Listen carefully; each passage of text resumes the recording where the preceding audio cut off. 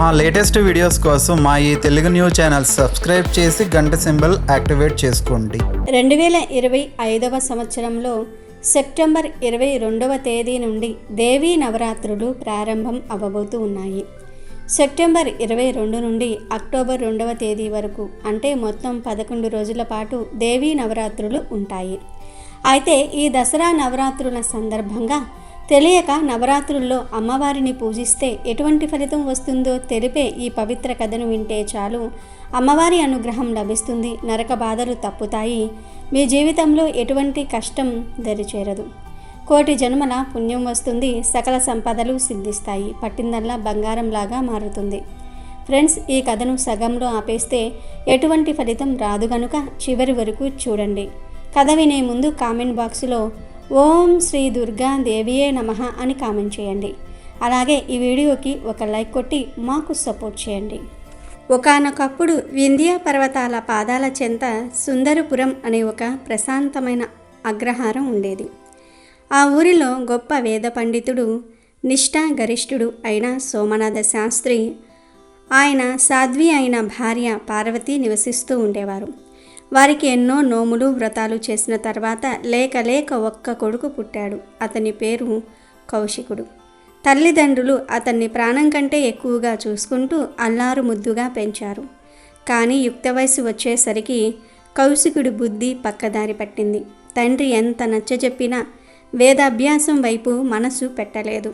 తల్లి కన్నీళ్లతో బ్రతిమిలాడిన సంధ్యావందనం వంటి నిత్య కర్మలను పూర్తిగా విస్మరించాడు. అతని స్నేహం ఊరి చివర ఉండే చెడ్డవారితో కుదిరింది.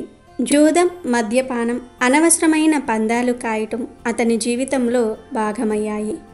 తల్లిదండ్రులు గుండెలు బాదుకుని, నాయనా, మనది పవిత్రమైన బ్రాహ్మణ వంశం, మన ఆచారాలే మనకు రక్ష, నువ్వు ఇలా దారి తప్పితే మన వంశ ప్రతిష్ట మంటగలిసిపోతుంది, దయచేసి మా మాట విను అని ఎన్నోసార్లు వేడుకున్నారు. కానీ కౌశికుడు వారి మాటలను పెడచెవిన పెట్టాడు. పైగా మీ పాతకాలపు చాదస్తాలు కట్టిపెట్టండి, ఈ లోకంలో సంతోషంగా బ్రతకాలంటే డబ్బు కావాలి, మీ పూజలు కాదు, అవి కడుపు నింపవు అని వారిని ఎగతాళి చేసి అవమానించేవాడు. కొడుకు ప్రవర్తన చూసి సోమనాథ శాస్త్రి, పార్వతి ప్రతిరోజు మౌనంగా రోధించేవారు. తాము చేసుకున్న పుణ్యఫలం చాలలేదని, అందుకే తమకు ఇలాంటి కొడుకు పుట్టాడని తమను తాము నిందించుకునేవారు. కాలచక్రం గిర్రున తిరిగింది. ఆ స్వీజ యుజమాసం వచ్చింది. దేవి శరన్నవరాత్రులు ప్రారంభమయ్యాయి. సుందరపురం మొత్తం పండుగ శోభను సంతరించుకుంది. ప్రతి ఇల్లు మామిడి తోరణాలతో, ప్రతి వాకిలి రంగురంగుల ముగ్గులతో కలకలలాడింది. ఊరి మధ్యలో ఉన్న మహిమాన్వితమైన కనకదుర్గాదేవి ఆలయం లక్షలాది దీపాల కాంతులతో స్వర్గాన్ని తలపిస్తోంది. సోమనాథ శాస్త్రి ఆ ఆలయంలోని ప్రధాన అర్చకులలో ఒకరు. ఆయన నవరాత్రులు 9 రోజులు అత్యంత కఠోర నిష్ఠతో ఆహారం కూడా తీసుకోకుండా అమ్మవారి సేవలు తరించేవారు. కౌశికుడికి మాత్రం ఈ పండుగలతో ఏమాత్రం సంబంధం లేదు. అతను జూదంలో పెద్ద మొత్తంలో డబ్బు ఓడిపోయాడు. క్రూరసేనుడు అనే వడ్డీ వ్యాపారి దగ్గర చేసిన అప్పు కొండలా పెరిగిపోయింది. క్రూరసేనుడు డబ్బు కోసం తన అనుచరులను పంపి కౌశికుడిని తీవ్రంగా అవమానించి గడువు విధించాడు. అదే సమయంలో కౌశికుడు మల్లిక అనే నాట్యగత్తెను ప్రేమించాడు.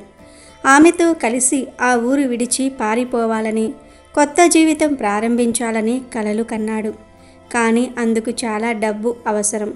ఏం చేయాలో పాలుపోక అతని మనసు ఒక భయంకరమైన ఆలోచన వైపు మళ్ళింది. మహర్నవమి రోజు రాత్రి ఆలయంలోని అమ్మవారికి అలంకరించిన బంగారు ఆభరణాలను, హుండీలోని డబ్బును దొంగలించాలని నిర్ణయించుకున్నాడు. ఆ డబ్బుతో అప్పు తీర్చి మల్లికతో కలిసి దూరంగా వెళ్ళిపోవచ్చునని ఒక దుష్ట పథకం పన్నాడు. మహర్నవమి రానే వచ్చింది. ఆ రోజు ఆలయంలో చండీ హోమం, 1,00,000 కుంకుమార్చనలతో పూజలు అత్యంత వైభవంగా జరిగాయి. ఆలయ ప్రాంగణం మొత్తం మంత్రఘోషతో మారుమోగిపోతోంది. కౌశికుడు మాత్రం తన పథకం గురించి ఆలోచిస్తూ సమయం కోసం ఎదురు చూస్తూ ఉన్నాడు. అర్ధరాత్రి దాటింది. ఊరంతా గాఢ నిద్రలో మునిగిపోయింది. కౌశికుడు నల్లటి దుస్తులు ధరించి ముఖానికి ముసుగు వేసుకొని మెల్లగా ఇంట్లో నుంచి బయటకు జారాడు. దట్టమైన చీకటి, ఆకాశం నల్లటి మేఘాలతో కమ్ముకుని ఉంది. అతను ఆలయం వైపు వెళ్తూ ఉండగా క్రూరసేనుడి అనుచరులు అతన్ని గమనించి డబ్బు ఎగ్గొట్టి పారిపోతున్నాడని భావించి వెంబడించటం మొదలుపెట్టారు. వారిని చూసి భయపడిన కౌశికుడు ప్రాణాలు అరచేతిలో పెట్టుకుని పరిగెత్తటం ప్రారంభించాడు. అదే సమయంలో ప్రకృతిలో ఒక భీకరమైన మార్పు వచ్చింది. ఆకాశాన్ని చీలుస్తూ ఉరుములు, భూమిని కంపింపజేస్తూ మెరుపులు, కుండపోత వర్షం మొదలయ్యింది. ఆ గాలివానకు పెద్ద పెద్ద చెట్లు నేల కొరిగాయి. కౌశికుడు దారి తప్పి పక్కనే ఉన్న దట్టమైన అరణ్యంలోనికి ప్రవేశించాడు. వెనుక తరుముతున్న మనుషులు, పైన ప్రకృతి ప్రళయం. అతని గుండె వేగంగా కొట్టుకుంటోంది. ఆ చిమ్మ చీకట్లో, కుండపోత వర్షంలో దారి తెలియక ముళ్ళ పొదలకు ఒళ్ళు గీసుకుంటూ, చలికి వణికిపోతూ, ప్రాణభయంతో ఒక పురాతన మర్రి చెట్టు కిందకు చేరాడు. ఆ చెట్టు కింద నాచుపట్టి పాడైపోయిన ఒక చిన్న అమ్మవారి శిలా విగ్రహం ఉంది. దాన్ని చూస్తూనే 100 ఏళ్ల నాటిదని తెలుస్తుంది. చుట్టూ పిచ్చి మొక్కలు దట్టంగా అల్లుకుని ఉన్నాయి. కానీ ఆశ్చర్యంగా ఆ విగ్రహం ముందు ఒకే ఒక్క మట్టి ప్రమిదలో దీపం వెలుగుతుంది. ఆ ప్రళయ భీకరమైన గాలివానకు కూడా అది ఆరకుండా నిశ్చలంగా ప్రకాశవంతంగా వెలకటం చూసి కౌశికుడికి ఒళ్ళు జలతరించింది. అతను ఆ విగ్రహం వైపు చూస్తూ ఉండగా ఆ చీకట్లో నుంచి ఒక ముసలవ్వ ప్రత్యక్షమైంది. ఆమె పాత నూలు చీర కట్టుకుని ఉన్న ఆమె ముఖంలో వర్ణించలేని దివ్యమైన తేజస్సు ఉంది. ఆమె కౌశికుడిని చూసి వాత్సల్యంతో చిరునవ్వు నవ్వి, నాయనా, దారి తప్పావా? ఈ అర్ధరాత్రి వేళ ఈ అడవిలో ఏం చేస్తున్నావు అని ప్రేమగా అడిగింది. కౌశికుడు భయంతో, చలితో వణుకుతూ అవునన్నట్లుగా తల ఊపాడు. ఆమె జాలిగా, భయపడకు బిడ్డా, ఇది జగన్మాత ఆవాసం. ఇక్కడ నీకు ఏ భయమూ లేదు. ఈరోజు మహర్నవమి కదా, అమ్మకు పూజ చేసే సమయం. నా దగ్గర ఈ కొన్ని అడవి పువ్వులు తప్ప ఇంకేమీ లేవు. ఈ ఒక్క పువ్వు తీసుకొని నీ చేత్తో అమ్మకు సమర్పించు. నీ మనసులోని భయాన్ని ఆ తల్లే తీరుస్తుంది అని చెప్పి తన చేతిలోని ఒక ఎర్రటి మందార పువ్వును అతనికి ఇచ్చింది. దొంగతనం చేయడానికి బయలుదేరిన తనకు ఈ విచిత్రమైన అనుభవం ఏమిటని కౌశికుడు గందరగోళపడ్డాడు. కానీ ఆ సమయంలో ఆమె మాటలను కాదనే ధైర్యం అతనికి లేదు. ఆమె చెప్పినట్లే ఆ పువ్వును చేతిలోనికి తీసుకొని ఆ శిలా విగ్రహం ముందు నిలబడ్డాడు. అతనికి మంత్రాలు రావు, పూజా విధానం తెలియదు. కేవలం భయంతో, ఆర్తితో, అమ్మా, నన్నెందుకు ఇలా పరీక్షిస్తున్నావు? నన్ను కాపాడు తల్లి అని మనసులో వేడుకుంటూ ఆ పువ్వును విగ్రహం పాదాల దగ్గర ఉంచాడు. అతను పువ్వును సమర్పించిన మరుక్షణం ఒక మహా అద్భుతం జరిగింది. భీకరంగా కురుస్తున్న వర్షం ఒక్కసారిగా ఆగిపోయింది. ప్రచండంగా వీస్తున్న గాలి శాంతించింది. ఆకాశంలోని నల్లటి మేఘాలు వీడిపోయి పౌర్ణమి చంద్రుడు ఉదయించినట్లు వెన్నెల ఆ అడవి నిండా ప్రకాశించింది. అదే సమయంలో అతన్ని తరుముకొచ్చిన క్రూరసేనుడి మనుషులు అక్కడికి చేరుకున్నారు. దొంగ, పట్టుకోండిరా అంటూ కత్తులతో మీదకు రాబోయారు. కౌశికుడు భయంతో కళ్ళు మూసుకున్నాడు. అంతలో ఆ పాడైపోయిన విగ్రహం నుండి సింహ గర్జన లాంటి భయంకరమైన శబ్దం వినిపించింది. ఒక మెరుపు లాంటి కాంతి విగ్రహం నుండి వెలువడి వారి కళ్ళను తాకింది. ఆ దెబ్బకు వారు భయంతో పారిపోయారు. వారికి అక్కడ కౌశికుడి స్థానంలో త్రిశూలం ధరించిన భయంకరమైన రూపంలో అమ్మవారు కనిపించింది. వారు ప్రాణభయంతో వెనక్కి తిరిగి చూడకుండా అడవిలో నుంచి పారిపోయారు. కౌశికుడు కళ్ళు తెరిచి చూసేసరికి అక్కడ ఎవ్వరూ లేరు. అంతా నిశ్శబ్దంగా, ప్రశాంతంగా ఉంది. ఆ ముసలవ్వ కూడా అదృశ్యమయ్యింది. అతని మనసులోని దొంగతనం చేయాలనే దుర్బుద్ధి, మల్లికపై ఉన్న మోహం, అప్పుల గురించిన చింత అన్నీ మంచులా కరిగిపోయాయి. ఏదో తెలియని ప్రశాంతత, ఆనందం అతని హృదయాన్ని నింపేశాయి. ఆ రాత్రి అతనిలో ఒక కొత్త మనిషి పుట్టాడు. అతను ఆ విగ్రహానికి సాష్టాంగ నమస్కారం చేసి వెన్నెల వెలుగులో ఇంటికి తిరిగి వెళ్ళాడు. ఆ సంఘటన తర్వాత కౌశికుడు పూర్తిగా మారిపోయాడు. అతను తన తల్లిదండ్రుల పాదాలపై పడి జరిగిందంతా చెప్పి క్షమించమని వేడుకున్నాడు. తన పాత జీవితాన్ని, చెడు స్నేహాలను పూర్తిగా వదిలేశాడు.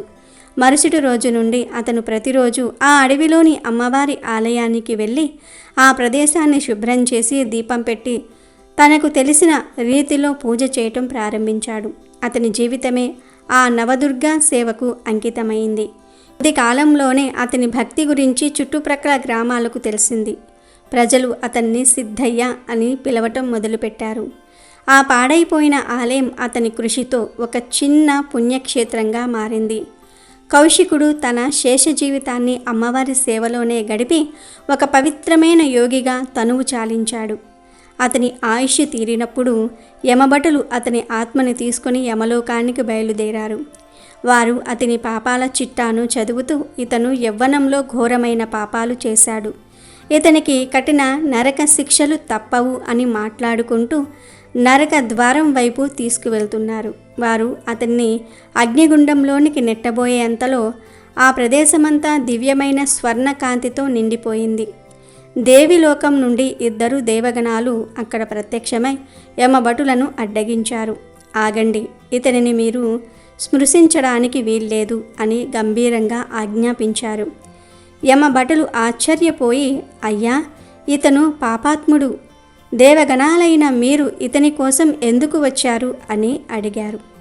అప్పుడు ఆ దేవగణాలలో ఒకరు చిరునవ్వుతో, నిజమే, ఇతను తన యవ్వనంలో దారి తప్పాడు, కానీ ఒక మహర్నవమి రాత్రి ప్రాణభయంతో ఆర్తితో సాక్షాత్తు జగన్మాతకు తెలియకనే ఒక పుష్పాన్ని సమర్పించాడు. ఆ ఒక్క క్షణం అతను పరిపూర్ణ శరణాగతి చెందాడు. ఆ తల్లి కరుణించి అతనికి అభయమిచ్చింది. అంతటితో ఆగక అతను తన శేష జీవితాన్ని పశ్చాత్తాపంతో అమ్మవారి సేవకే అంకితం చేశాడు. నవరాత్రులలో తెలియక చేసిన ఆ ఒక్క పుణ్య కార్యం అతను తెలిసి చేసిన పాపరాశిని భస్మం చేసింది. అతని పశ్చాత్తాపం, భక్తి అతన్ని పునీతుణ్ణి చేశాయి. ఆ జగదాంబ ఇతనికి తన లోకంలో స్థానం కల్పించమని ఆజ్ఞాపించింది. అందుకే ఇతనిని తీసుకువెళ్ళడానికి మేము వచ్చాము అని వివరించారు. యమభటులు ఆశ్చర్యంతో తలవంచి కౌశికుడి ఆత్మను వారికి అప్పగించారు. దేవగణాలు కౌశికుడిని దివ్య విమానంలో దేవీ లోకానికి తీసుకువెళ్లారు. కేవలం తెలియక చేసిన ఒక్క పూజ, హృదయపూర్వకమైన పశ్చాత్తాపం ఒక పాపిని కూడా పునీతుడిగా మార్చి స్వర్గానికి చేర్చగలవని ఈ కథ తెలియజేస్తుంది. దేవీ నవరాత్రుల పూజ యొక్క మహత్యం అటువంటిది. దసరా నవరాత్రుల సందర్భంగా చిలుక చేసిన నవరాత్రి కథను ఒక్కసారి వింటే చాలు, నరక బాధలు తప్పుతాయి, కష్టాలన్నీ కూడా పోతాయి, మీ తలరాత మారిపోతుంది, జన్మల పాపాలు పోతాయి, కోటి జన్మల పుణ్యం వస్తుంది, మీ జీవితంలో ఉండే సమస్యలన్నీ పోతాయి, అష్టైశ్వర్యాలు సిద్ధిస్తాయి, ఇక మీకు అన్ని శుభాలే జరుగుతాయి. ఫ్రెండ్స్, ఈ కథను సగంలో ఆపేస్తే ఎటువంటి ఫలితం రాదు కనుక పూర్తిగా శ్రద్ధగా వినండి. అనగనగా కృష్ణానది ఒడ్డున సుభిక్షంగా ఉండే ఒక పల్లెటూరు ఉండేది. ఆ ఊరి పేరు రంగాపురం. ఆ ఊరు పచ్చని పొలాలతో, ఫల వృక్షాలతో, పాడి పంటలతో కలకలలాడుతూ ఉండేది. ఆ ఊరిలో లలిత అనే ఒక అమ్మాయి ఉండేది. ఆమెకు తల్లిదండ్రులు చిన్నప్పుడే దైవ సన్నిధిలోనికి చేరుకోవటంతో వాళ్ళ అమ్మమ్మ దగ్గర పెరుగుతూ ఉండేది. లలితకు చిన్నప్పటి నుంచి దైవభక్తి ఎక్కువ. ప్రతిరోజు ఉదయాన్నే లేచి స్నానం చేసి పూజామందిరంలో దీపం పెట్టి దేవుడికి నమస్కరించుకోవటం ఆమెకు అలవాటు. లలితకు పక్షులంటే ఎంతో ప్రేమ.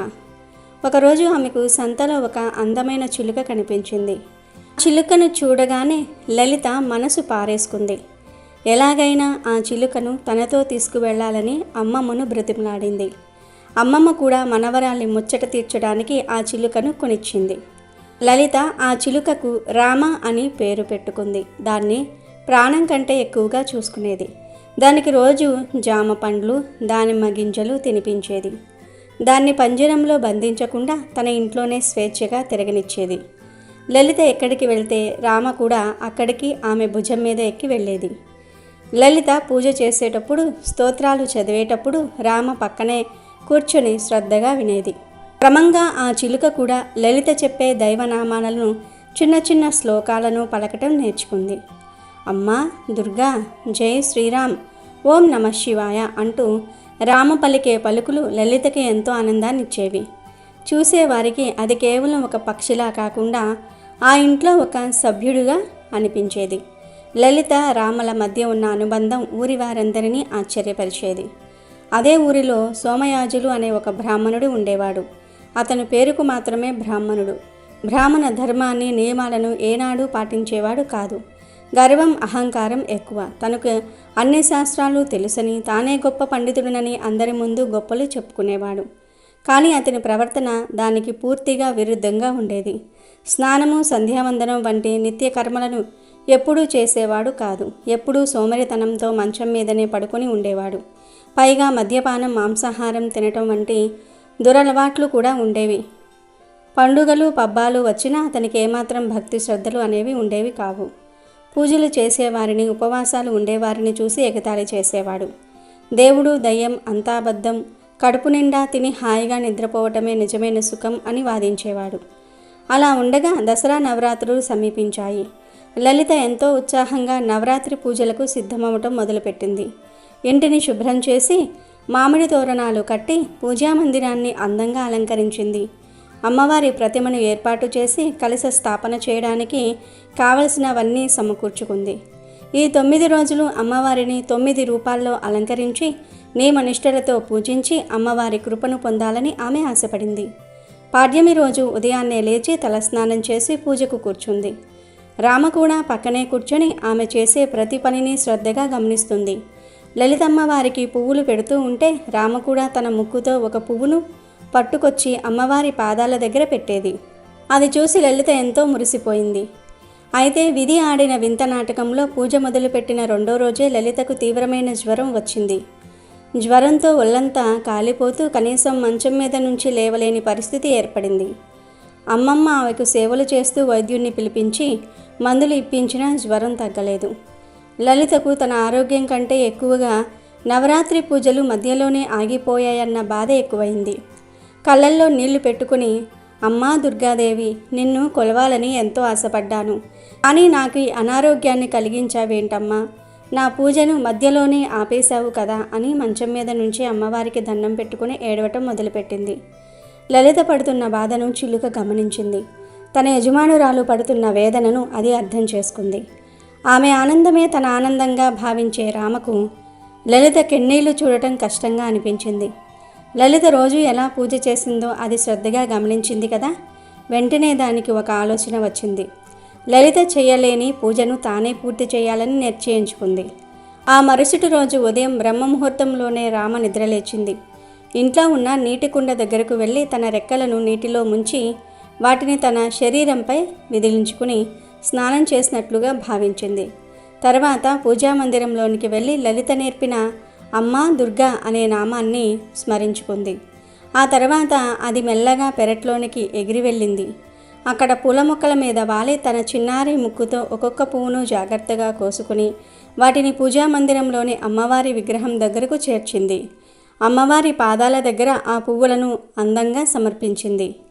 లలిత పూజ చేసేటప్పుడు గంట కొట్టడం దానికి గుర్తు. వెంటనే అది తన ముక్కుతో గంటను మెల్లగా కదిలించి చిన్నగా శబ్దం వచ్చేలాగా చేసింది. తర్వాత లలిత నేర్పిన దైవనామాలను, చిన్న చిన్న శ్లోకాలను తన చిలుక పలుకులతో స్పష్టంగా పలకటం మొదలుపెట్టింది. లలితకు అమ్మమ్మ పండ్లు పెడుతున్నప్పుడు అందులో నుంచి ఒక ద్రాక్ష పండును ముక్కున కరుచుకుని వచ్చి అమ్మవారి ముందు నైవేద్యంగా పెట్టింది.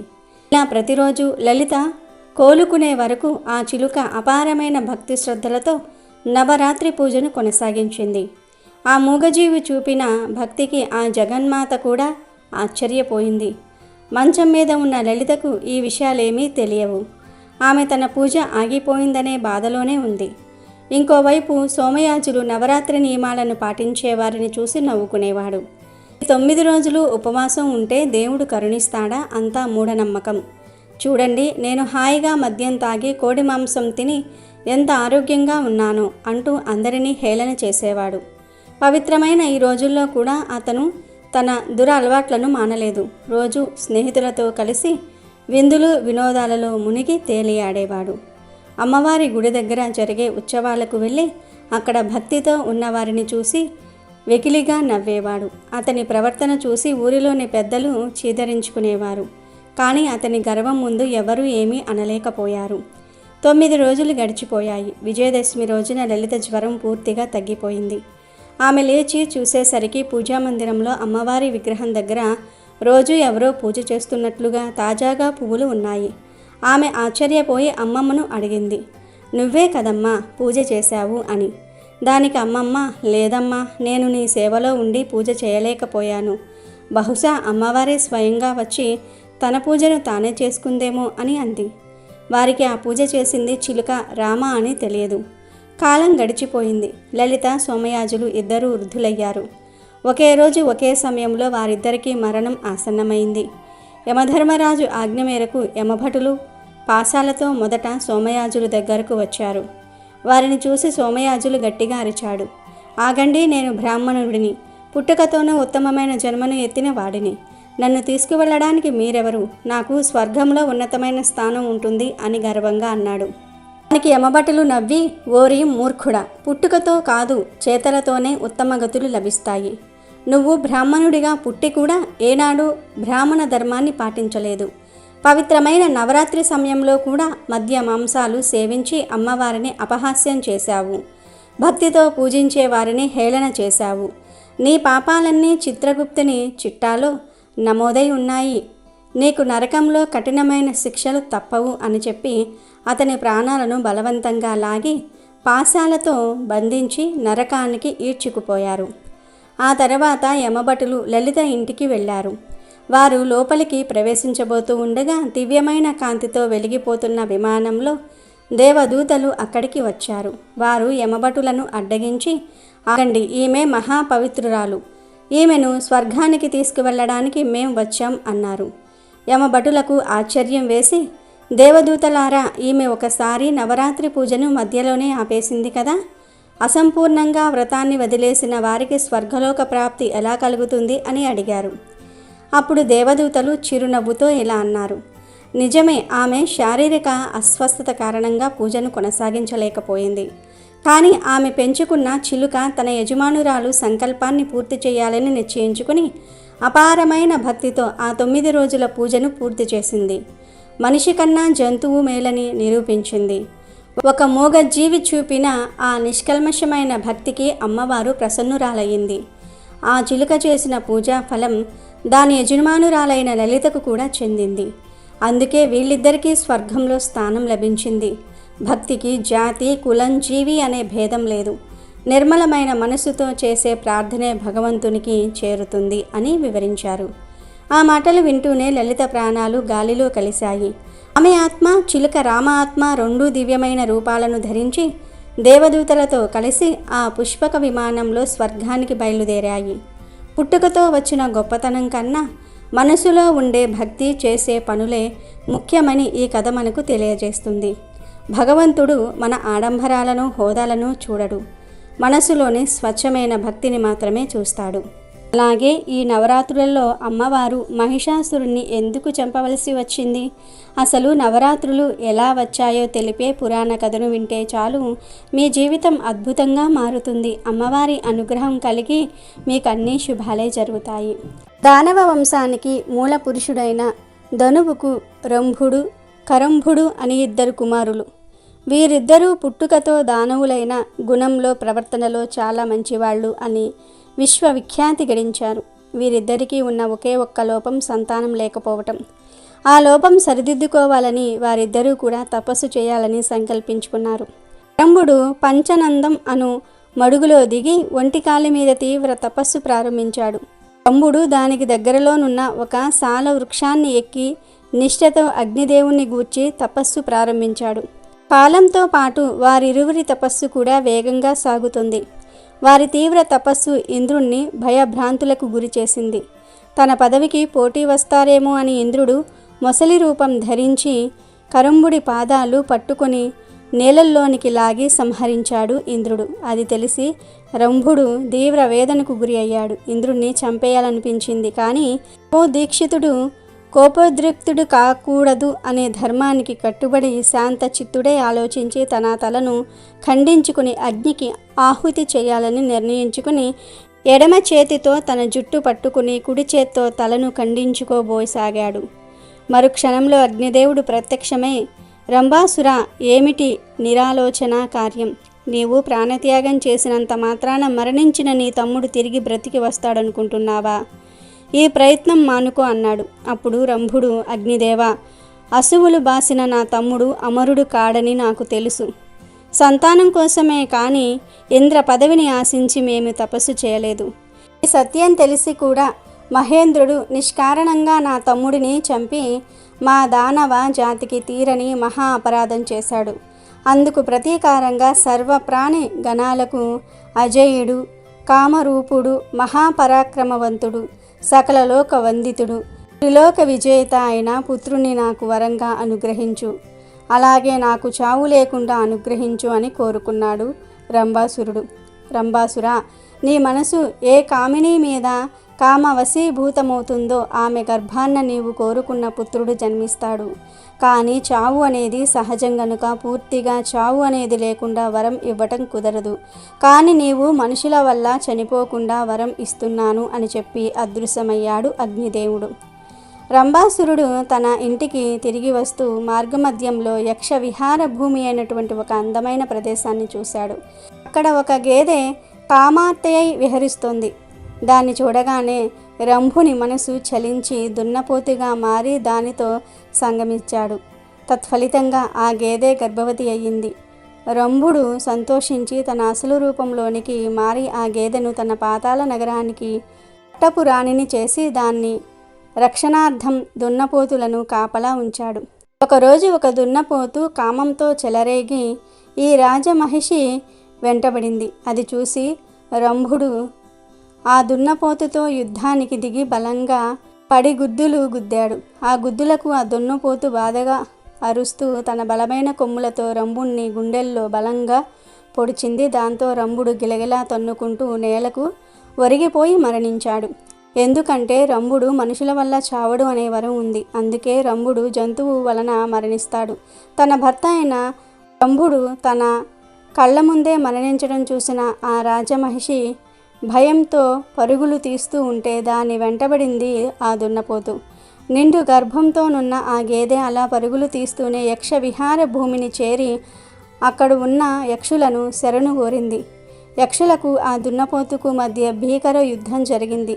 చివరకు ఎలాగైతేనేం యక్షులు ఆ దున్నపోతును సంహరించారు. అనంతరం ఆ యక్షులు ఆ రాజ మహిషాన్ని ఓదార్చి రంభాసురుని మృతదేహాన్ని చితిపేయికి చేర్చి నిప్పు పెట్టారు. తన ప్రాణ నాథుణ్ణి ప్రార్థవదేహం అగ్ని జ్వాలలకు ఆహుతి అయిపోతూ ఉంటే చూసి తట్టుకోలేక ఆ గీదె పరుగు పరుగున వచ్చి రగులుతున్న చితిలో దూకి సహగమనం చేసింది. యక్షులు ఆశ్చర్యంతో నిశ్చేష్టులై చూస్తూ ఉండగా ఆ చితి మంటల నుంచి మహిషాసురుడు ఆవిర్భవించాడు. వాడే రంభాసురుని కుమారుడు, మహిష రాక్షస సంగమ సంజాతుడు. తరువాత మహిషాసురుడు తన తండ్రి ద్వారా సంక్రమించిన పాతాళ రాజ్యానికి పట్టాభిషిక్తుడయ్యాడు. మహిషాసురుడికి మానవుడిగా మరియు జంతువుగా మారే శక్తులు ఉన్నాయి. నిత్య వంశానికి ఆశాదీపంలో జన్మించిన మహిషాసురుడు తన అంతరంగిక మిత్రులతో సచివులతో సమాలోచన చేసి మరణం లేని జీవనం కోసం మేరు పర్వత శిఖరం చేరి బ్రహ్మదేవుని గూర్చి ఘోర తపస్సు ప్రారంభించాడు. కాల కదలికలలో అనేక వేల సంవత్సరాలు కదిలి వెళ్ళిపోయాయి. మహిషాసురుని అంచలంచల తపస్సుకు సంతసించిన బ్రహ్మదేవుడు ప్రత్యక్షమై, మహిషాసుర, ఇంకా తపస్సు చాలించు, ఏం వరం కావాలో కోరుకో అన్నాడు. కపట బుద్ధితో ఉన్న మహిషాసురుడు ఎప్పటికీ చావు లేకుండా వరాన్ని ప్రసాదించమని బ్రహ్మదేవుణ్ణి వేడుకున్నాడు. అప్పుడు బ్రహ్మదేవుడు, నాయనా, పుట్టిన ప్రతి జీవికి మరణం తప్పదు, మరేదైనా వరం కోరుకో అని అనటంతో మహిషాసురుడు ఇలా ఆలోచించసాగాడు. మరణాన్ని తప్పించే వరం ఎటూ పొందలేకపోయాను, కానీ మరణాన్ని పొందకుండా ఉండడానికి మరే విధమైన మార్గాలు ఉన్నాయా అన్నట్లుగా ఆలోచించి, స్త్రీలు పురుషులతో సమ ఉచ్చీలు కాదు కాబట్టి, వారు శాంత స్వరూపులు కాబట్టి, వారితో ప్రాణహాని ఉండదు కాబట్టి వరాన్ని ఈ విధంగా కోరుకుంటే బాగుంటుంది అని ఆలోచించి, ఓ బ్రహ్మదేవ, స్త్రీ చేతులలో మాత్రమే మరణం ఉండేటట్లు నాకు వరాన్ని ప్రసాదించు దేవా అని కోరుకున్నాడు. అప్పుడు బ్రహ్మదేవుడు అటులనే తదాస్తు అని మహిషాసురుడు కోరుకున్న వరాన్ని అతనికి ప్రసాదించి అక్కడి నుంచి అదృశ్యమయ్యాడు. దాదాపుగా మరణమే లేని వరం పొందాననే ఆనందంతో మహిషాసురుడు తన రాజ్యానికి తిరిగి వెళ్ళిపోయాడు. కొంతకాలానికి ఆ రాక్షసుడికి ఒక దుష్టమైన ఆలోచన వచ్చింది. అది ఏమిటంటే తనకు పురుషులతో ఎటు మరణం లేదు కాబట్టి దేవతల లోకమైన అమరావతి మీద దండయాత్ర చెయ్యాలని అనుకున్నాడు. వెంటనే సైనికులారా విజయకాంక్షతో పయనమవ్వండి, ఆ స్వర్గలోకాన్ని తుదుముట్టుదాం అంటూ ఇంద్రలోకంపై దండెత్తాడు. ఈ విషయం తెలుసుకున్న ఇంద్రుడు చాలా కోపంతో తన సైనికులను కూడా యుద్ధానికి సమాయత్తం చేసి రణరంగానికి పయనమయ్యాడు. చాలాసార్లు చాలామంది రాక్షసులు ఇంద్రలోకంపై దండెత్తినప్పటికీ విజయం సాధించలేకపోయారు. కానీ ఈసారి ఆ భయంకరమైన యుద్ధంలో ఇంద్రుడు మహిషాసురుని చేతిలో పరాజయపాలై ఇంద్రలోకాన్ని విడిచిపోయాడు. ఇక ఇంద్రలోకాన్ని అధిష్ఠించిన మహిషాసురుడు విజయ గర్వంతో ఇంకా చెలరేగపోయసాగాడు.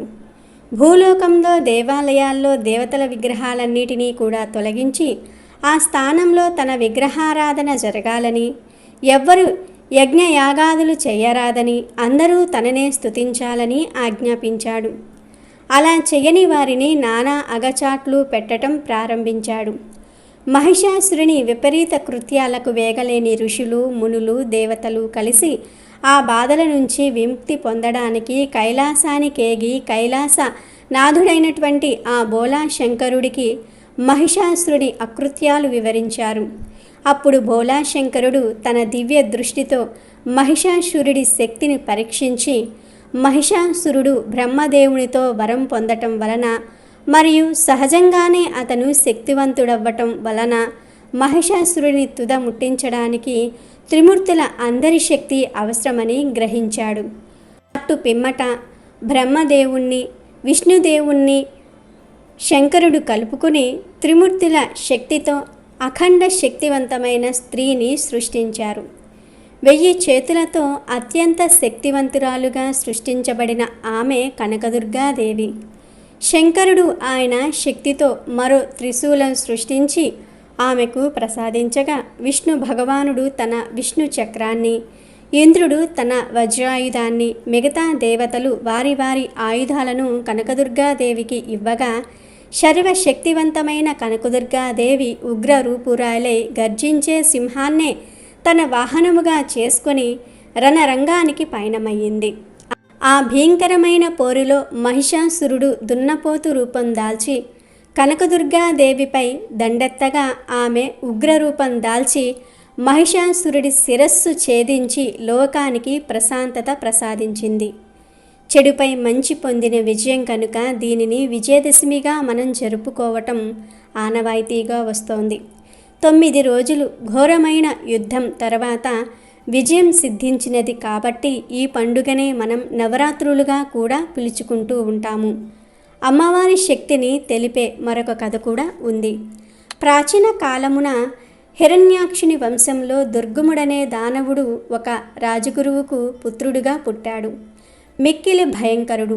దేవతలకు ప్రియమైనవి, విలువైనవి వేదములు కనుక వాటిని దొంగిలించితే వారి గౌరవము తగ్గిపోతుందనే దుష్ట ఆలోచనతో ఆ రాక్షసుడు వాటిని పొందుటకు 1000 ఏళ్ళు కేవలం వాయుభక్షకుడిగా తపస్సు చేసి తన ఘోర తపముచే బ్రహ్మను ప్రసన్నం చేసుకుని వేదములు తనకు లభించాలని, దేవతలను ఓడించే బలం కావాలని కోరుకున్నాడు.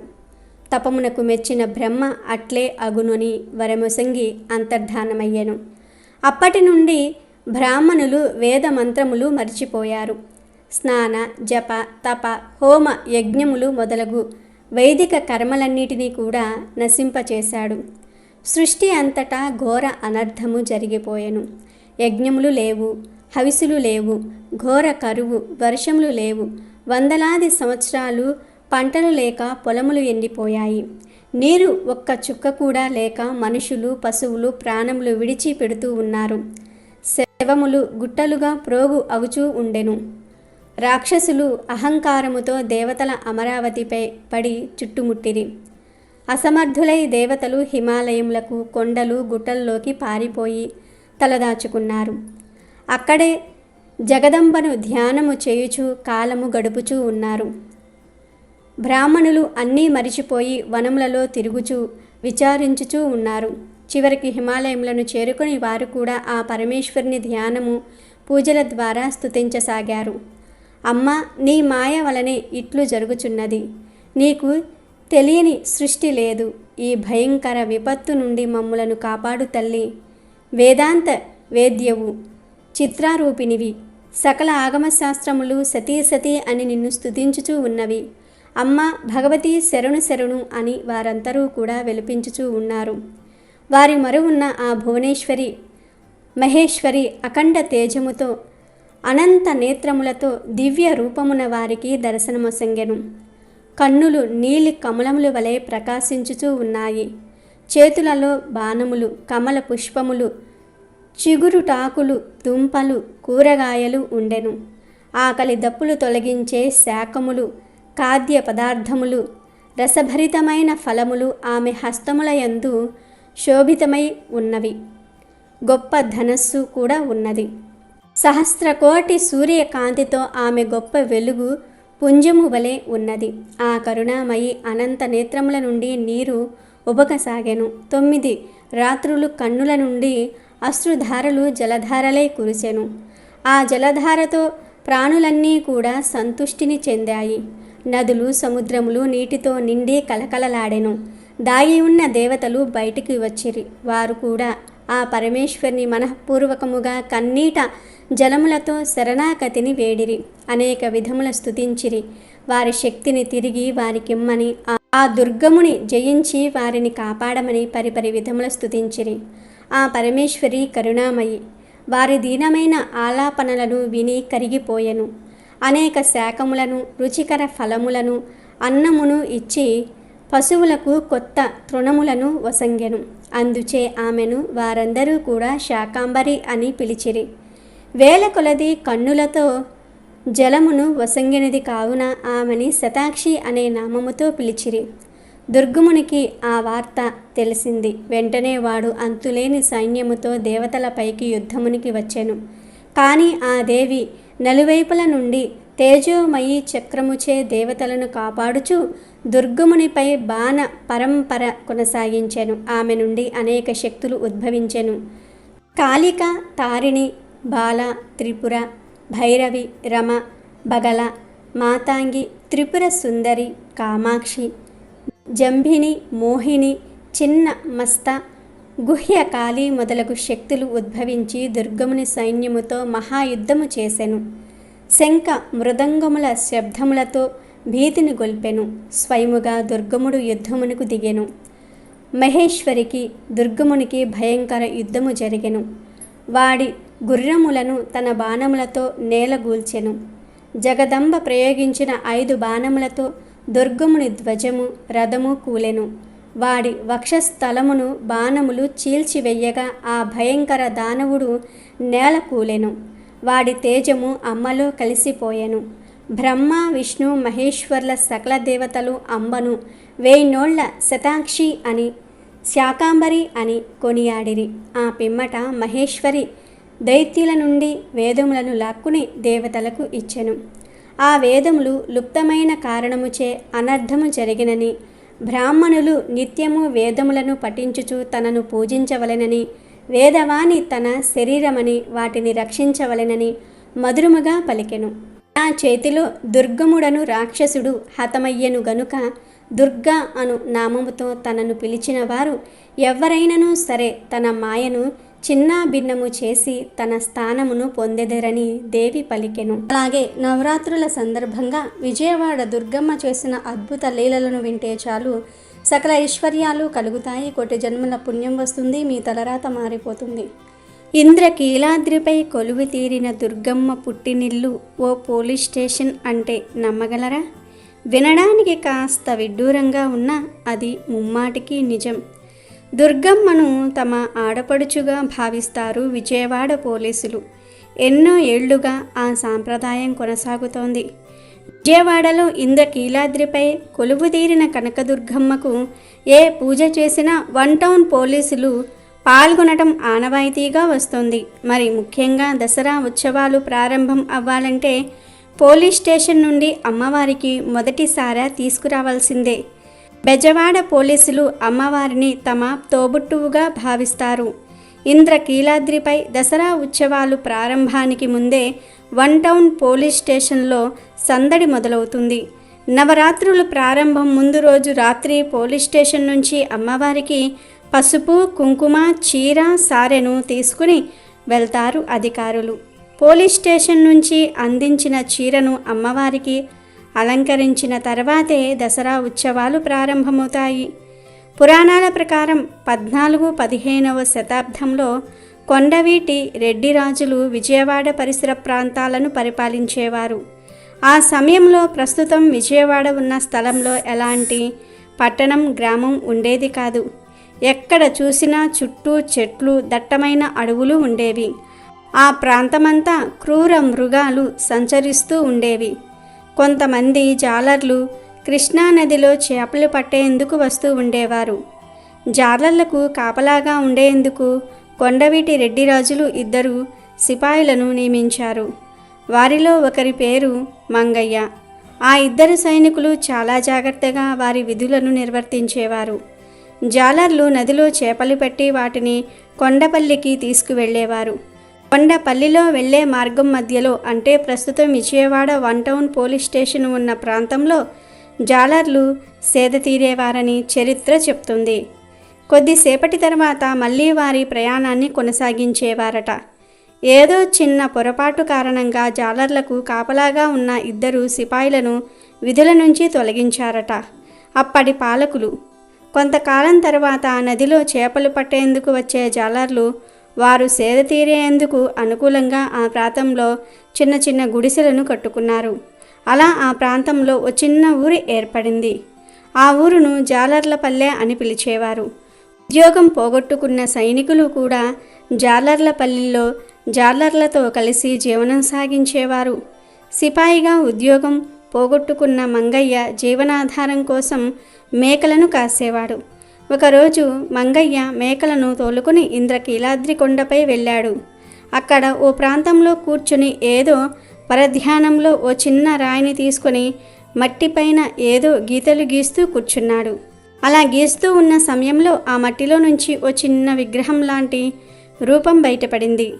అయినా మంగయ్య పరధ్యానంలో విగ్రహాన్ని పట్టించుకోకుండా వెళ్ళిపోవటంతో అమ్మవారు ఆగ్రహించి సిపాయి మంగయ్య కూతురి ఒంటిలోకి పూనుకుంది. దాంతో ఆ చిన్నపిల్ల గంభీరంగా మాట్లాడడం మొదలుపెట్టి, "ఏం మంగయ్య, నేను అనుగ్రహించినా నన్ను పట్టించుకోకుండా వచ్చేస్తావా?" అంటూ అడిగింది. ఆ మాటలు విన్న మంగయ్య విగ్రహం బయటపడిన ప్రదేశానికి వెళ్ళి విగ్రహాన్ని వెలికి తీసి చూశాడు. అది ఓ అద్భుతమైన అమ్మవారి విగ్రహం. ఆ విషయం జాలర్లపల్లెలోని ప్రజలకు తెలిసి తిలకించి అమ్మవారికి ఓ చిన్న గుడిసెను నిర్మించి పూజలు చేయటం ప్రారంభించారు. అలా మంగయ్య అమ్మవారిని సేవిస్తూ ఉండగా ఓ రోజు రాత్రి అమ్మవారు మంగయ్య కలలో కనిపించింది. అలా కనిపించిన అమ్మవారు, "మంగయ్య, నన్ను నీ తోబుట్టువుగా భావించు. దసరా ఉత్సవాలకు మొదటిసారెను నీ చేతుల మీదుగా అందించు. అప్పుడు నేను నీ ఇంటికి వచ్చి పసుపు కుంకుమలు తీసుకుంటాను" అని చెప్పి మాయమైపోయింది. ఆ తర్వాత కొంతకాలానికి మంగయ్య కూతురు అమ్మవారిలో ఐక్యమయ్యింది. దాంతో అమ్మవారే మంగయ్య చేతితో పూజలు అందుకునేందుకు అతని కూతురిలా వచ్చిందని ప్రజల నమ్మకం. అమ్మవారు తన పుట్టినిల్లుగా భావించిన మంగయ్య ఇల్లు కాలక్రమేణా శిథిలం అయిపోవటంతో బ్రిటిష్ అధికారుల కాలంలో 1900 సంవత్సరంలో మంగయ్య ఇల్లు ఉన్న ప్రదేశంలో ఓ పోలీస్ స్టేషన్ను నిర్మించారు. రాబర్ట్ హెన్స్ అనే ఒక బ్రిటిష్ అధికారి అమ్మవారి మహిమలను గురించి, ఆ పోలీస్ స్టేషన్ గురించి ఓ శిలాశాసనంలో రాయించారు. కానీ ఆ పోలీస్ స్టేషన్ కూడా శిథిలావస్థకు రావటంతో ఇప్పుడు ఉన్న వన్ టౌన్ పోలీస్ స్టేషన్ను నిర్మించారు. ప్రస్తుతం బెజవాడ వన్ టౌన్ పోలీసులు అమ్మవారిని తమ తోబుట్టువుగా భావించి మొదటిసారెను అమ్మవారికి అందిస్తారు. పోలీస్ స్టేషన్ నుంచి వచ్చిన చీరను అమ్మవారికి అలంకరించిన అనంతరం దసరా ఉత్సవాలు ప్రారంభమవుతాయి. అలా బెజవాడ 1 టౌన్ పోలీస్ స్టేషన్ అమ్మవారికి పుట్టినిల్లుగా, అక్కడి పోలీసులు అమ్మవారికి తోబుట్టువులుగా మారారు. ఇప్పటికీ అదే సాంప్రదాయం కొనసాగుతూ వస్తుంది. బెజవాడ దుర్గమ్మ ఎంతో శక్తివంతమైన దేవత. ఆ తల్లి ఎప్పుడూ బెజవాడలో సంచరిస్తూ ఉంటుందనే విషయం అందరికీ తెలిసిందే. ఈ విషయాన్ని అందరూ నమ్ముతారు కూడా. మన పెద్దల కాలం నుండి దీనికి సంబంధించిన ఒక కథ బాగా ప్రచారంలో ఉంది. అది 1955వ సంవత్సరం. అప్పుడే రోజులు మారాయి అనే ఒక మూవీ రిలీజ్ అయింది. అది అక్కినేని నాగేశ్వరరావు గారు యాక్ట్ చేసిన మూవీ. ఈ సినిమా చాలా పెద్ద హిట్ అయింది. రైతులకు బాగా కనెక్ట్ అవ్వటంతో మన స్టేట్ అంతా కూడా ఆల్మోస్ట్ ఈ సినిమాను చూశారు. ఈ సినిమాను చూడడానికి మనుషులే కాదు, స్త్రీ రూపంలో ఆ దుర్గమ్మ కూడా వచ్చి చూసింది. అది సెకండ్ షో కావటం వలన మూవీ అయిపోయాక ఆమె బయటకు వచ్చి ఒక రిక్షా అతన్ని ఇంద్రకీలాద్రికి వెళ్ళాలని అడిగింది. ఆ రిక్షా అతను కూడా సరే అమ్మా అని ఎక్కించుకొని రిక్షా తొక్కుతూ వెళ్తూ ఉన్నాడు. ఆ రిక్షా అతని పేరు వెంకన్న. రిక్షా ఎక్కిన ఆమె ఎర్రటి చీర కట్టుకుని నుదుటిన పెద్ద బొట్టు పెట్టుకుని స్వయంగా అమ్మవారిలాగా ఉంది. అక్కడ నుండి ఆయన రిక్షాలో వస్తూ ఉండగా ఆవిడ మాట్లాడుతూ, బాబు అర్ధరాత్రి సమయమైంది కదా, మొత్తం చీకటిగా ఉంది. అర్ధరాత్రి దుర్గమ్మ గ్రామ సంచారానికి వస్తుందంటారు కదా, నీకు భయం వేయట్లేదా అని అడుగుతుంది.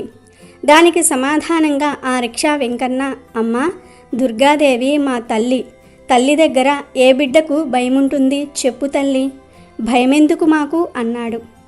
కొంత దూరం వెళ్ళగా ఇంద్రకీలాద్రి గుడి రాగానే ఆయన రిక్షా ఆపి ఏ ఇంటికి వెళ్ళాలమ్మా అని ఆమెను అడుగుతాడు. కానీ వెనక నుండి సమాధానం లేదు. అదేంటి అని వెనక్కి తిరిగి చూడగా ఆవిడ ఉండదు రిక్షాలో.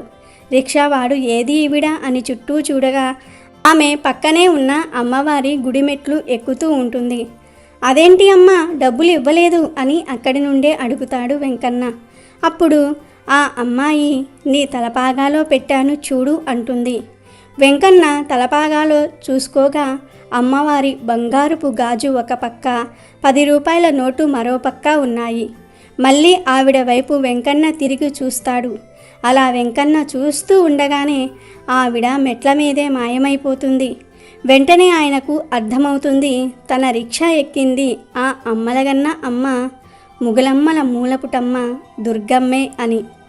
దాంతో ఒక్కసారిగా ఆనందంతో వెర్రి కేకలు వేయటం మొదలు పెడతాడు. చుట్టుపక్కల ఉన్న వాళ్ళందరూ కూడా పరుగు పరుగున వచ్చి ఏమయ్యింది ఏంటి అని అడుగగా వారికి జరిగిందంతా కూడా చెప్తాడు. బ్రాహ్మణ వీధిలో ఉన్న అమ్మవారి ఉపాసకులకు వచ్చింది అమ్మవారే అని అర్థమైపోతుంది. ఇలా ఎన్నో సంఘటనలు విజయవాడలో జరిగాయి. ఈ సంఘటన అప్పటి ఆంధ్రకేసరి అనే పత్రికలో కూడా గాజు ఫోటోతో సహా వేశారు అమ్మవారు. ప్రపంచంలో ఎన్నో ప్రదేశాలు ఉండగా ఇక్కడే ఎందుకు వెలిశారు అనడానికి కొన్ని రీజన్స్ కూడా ఉన్నాయి. కృతయుగంలో కేలుడు అనే యక్షుడు దేవి కోసం తపస్సు చేశాడు. చాలా ఘోరంగా తపస్సు చేశాక దేవి ప్రత్యక్షమైంది. ఏం వరం కావాలి అని అడిగితే ఆ తల్లి ఎప్పుడూ తన గుండెల్లో ఉండిపోవాలని కోరుకుంటాడు ఆ కేలుడు. దానికి దేవి సమాధానం ఇస్తూ రాబోయే కాలంలో నేను భూమి మీద అసుర సంహారం చేసి నీ దగ్గర ఉంటాను, నువ్వు ఒక పర్వతంగా మారి ఇదే ప్లేస్లో ఉండు అని చెప్తుంది. అందుకే అప్పటి నుంచి ఇది కేలాద్రి అని పిలువబడుతుంది. అద్రి అంటే కొండ అని అర్థం. ముందే పార్వతీదేవి శక్తి, కానీ అది బయటకు రావటం మహిషాసుర సంహార సమయంలో జరిగింది. అలా మహిషాసురుణ్ణి అంతం చేశాక దేవి ఉగ్రరూపంలో ఉంది. దేవతలందరూ ఆమెను చూసి భయపడిపోయారు. దేవతలందరూ ఆమెను ఇక్కడే భూమి మీద ఉండి ప్రజలను కాపాడమని కోరారు. దాంతో ఆమె కీలాద్రి మీద వెలసింది. అక్కడ మొట్టమొదట పూజ ఇంద్రుడి చేశాడు కనుక ఇది ఇంద్రకీలాద్రిగా మారింది.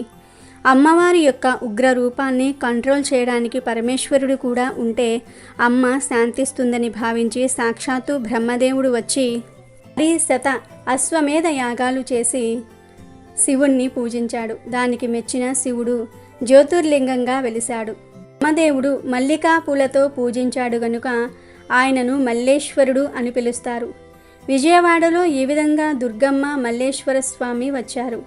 ఈ అమ్మవారు ఉగ్రరూపంలోనే ఉండేవారు. కానీ ఒకసారి ఆదిశంకరాచార్యుల వారు వచ్చి ఇక్కడి మల్లేశ్వర స్వామి జ్యోతిర్లింగం సరైన కండిషన్లో లేదు అని చెప్పి మళ్ళీ కొత్త జ్యోతిర్లింగాన్ని ప్రతిష్ఠించి అమ్మవారి యొక్క ఉగ్రరూపాన్ని మార్చి శాంతి రూపంలో ఉంచి ఇక్కడ అమ్మవారు ఉగ్రం అవ్వకుండా శ్రీ చక్రాన్ని కూడా ఉంచారు. ఇలా దుర్గమ్మ ఇంద్రకీలాద్రి మీద పూజలు అందుకుంటుంది. కనుక నవరాత్రుల సందర్భంగా ఈ కథలను వింటే చాలు, నరక బాధలు తప్పుతాయి, కష్టాలన్నీ కూడా పోతాయి, మీ తలరాత మారిపోతుంది, జన్మల పాపాలు పోతాయి, కోటి జన్మల పుణ్యం వస్తుంది, మీ జీవితంలో ఉండే సమస్యలన్నీ పోతాయి, అష్టైశ్వర్యాలు సిద్ధిస్తాయి, ఇక మీకు అన్ని శుభాలే జరుగుతాయి. వీడియో నచ్చితే లైక్ చేయండి, షేర్ చేయండి, బట్ సబ్స్క్రైబ్ చేసుకోవడం మర్చిపోవద్దు.